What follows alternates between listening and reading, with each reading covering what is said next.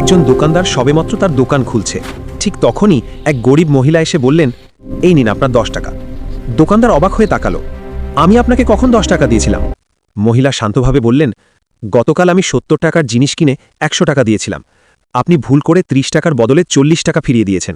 দোকানদার বলল, কাল তো আপনি 5 টাকার জন্য অনেক দরকষাকষি করেছিলেন, আর আজ 10 টাকা ফেরত দিতে এসেছেন। মহিলা বললেন, দাম কমানোর জন্য দরকষাকষি আমার অধিকার, কিন্তু অন্যের টাকা রেখে দেওয়া পাপ। আমি কাল রাতেই আসতে চেয়েছিলাম, কিন্তু দোকান বন্ধ ছিল। আপনি তো অনেক দূরে থাকেন, 7 কিলোমিটার দূরে, শুধু 10 টাকা দিতে এসেছেন। চ্যানেলটিতে লাইক দিন এবং সাবস্ক্রাইব মহিলা করুন। চোখে জল নিয়ে বললেন, আমার স্বামী নেই।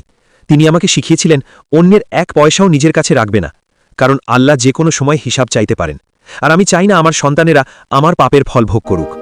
এই কথাগুলো দোকানদারের হৃদয় কাঁপিয়ে দিল। সে সাথে সাথে ক্যাশ বাক্স থেকে 300 টাকা নিয়ে অন্য এক দোকানে ছুটে গেল আর বলল, গতকাল আমি ভুল করে তোমার কাছ থেকে বেশি টাকা নিয়েছিলাম। দোকানদার বলল, কে জানে আল্লাহ কখন হিসাব নেবেন। এই কথা আরেক দোকানদারের ঘুম কেড়ে নিল। 10 বছর আগে সে তার বন্ধুর কাছ থেকে 3 লক্ষ টাকা নিয়েছিল। পরদিনই সেই বন্ধু মারা যায়, আর টাকা দেয়া হয়নি। অবশেষে সে ব্যাংক থেকে 3 লক্ষ টাকা তুলে বন্ধুর বিধবার কাছে হাজির হল। বিধবা মহিলা কাঁদতে কাঁদতে তার জন্য দোয়া করলেন। আর হ্যাঁ, এই বিধবা মহিলাটিই ছিলেন সেই মহিলা যিনি দোকানদারকে 10 টাকা ফেরত দিতে এসেছিলেন। সততা মানুষকে পরীক্ষায় ফেলে, কিন্তু কখনো ধ্বংস করে না।